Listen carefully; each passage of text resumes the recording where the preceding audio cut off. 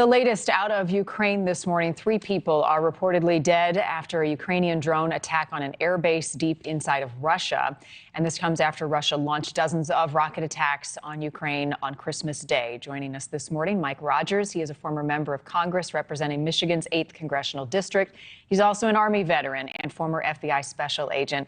Great to see you as always. Happy holidays. Thank you for being with us this day after Christmas. I think...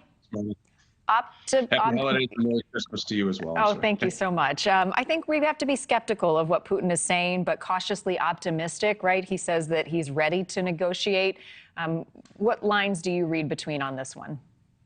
I think he is trying to increase the misery index as much as he can on average Ukrainians. So a lot of these missile and artillery attacks are designed to either take electricity or attack the electricity grid and take it down, cause other problems, food distribution and other things and around major urban centers.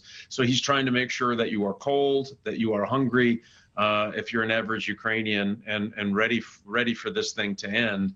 Now, it doesn't mean he has all the cards, but it is to his advantage to push now when January and February are only going to get colder and food is going to get more scarce, for him to try to push the notion that he's ready to negotiate. But what he says is, I'm not giving up things I've already got. And that's where the sticking point is. Right. And he also says that if the U.S. does send that Patriot missile defense system to Ukraine, that he's going to destroy it. What do you make of that development? Well, he's had problems finding some of our other missile systems that we have deployed to Ukrainians. They're operating. The United States is not. They trained on them, put them in the field, and they're very good at surreptitiously keeping them out of harm's way. And the Russians have a very difficult time finding them. I think that's just his threat to the Ukrainians, that they'll find them and try to take them out, which, by the way, he will if he can. And so the constant trade craft of keeping those missile batteries moving and constantly changing their location, all of those things are going to be really important to keep them around. But if I were Putin, I'd want them gone as well. It takes away his advantage on missiles and aircraft and other things that he's trying to, again, ramp up that misery index in places like Kherson or even around Kyiv as well. Talk more about the specifics of the Patriot batteries, what they do. Is this a game changer once the Ukrainians are trained on it? Yes, it is. So, think of the missile systems that Russia has been firing. The Patriot batteries give them an opportunity to shoot those missiles down. So they probably won't be at 100%.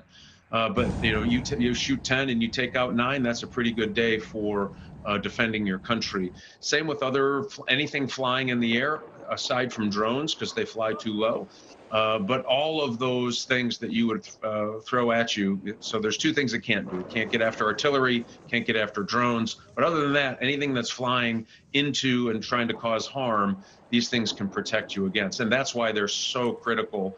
And I hope we get them there soon and soon enough, because otherwise what you're going to see is continuing missile barrages of these cities, again, for Putin just to try to cause misery across this very cold winter. Yeah, and to use them properly, it will take months to train Ukrainians on how to work these systems. Who will train them? Probably a combination of U.S. forces and our NATO allies in places like Poland or other places around Eastern Europe primarily. And so they'll take Ukrainian soldiers out of the country, they'll train on these systems, and then they'll take the systems back into the country with them. Is likely that way that's going to work. But I will tell you what's interesting is even on the other complicated missile systems that have been sent, they have adapted, the Ukrainians have adapted very quickly on this, and I'm not sure it's going to take months. They're eager to get back in the fight and protect their countrymen. I wouldn't be surprised if they take a 4-month course and get it done in 2, and then end up being very effective. That's what they've showed us up to this point that they're capable of doing. And they're resilient, and they're also smart and highly motivated, as we all know. What do you think of Zelensky's speech? Effective in front of Congress days ago? I do. I think it was very effective to get both sides of the aisle standing up for anything at the same time. Other than, the last call is a pretty good day for America. And I think he made his point that this is not just us. This is everybody's got something at stake here. And he's right. And when you talk about the other places that Putin has talked about going over the last 20 years, Ukraine is not the last one. And so this is the place that allows the people who are living there to fight for their own freedom. And we ought to continue to do that, because it does stop Russian aggression in other places in the world that might risk dragging us into something bigger. And so the money payments, listen, I think there's a lot they could do better in the administration on how they get weapon systems to the battlefield, how they get food to the soldiers and civilians who are going to get very hungry this year, and how they get energy sources there. A lot to improve there. But we've got to look at this as an investment, as an insurance payment for something worse. Thank you for watching. Go to newsnationnow.com to find NewsNation on your television provider. And don't forget to click the red subscribe button below to get more of NewsNation's fact-driven, unbiased coverage.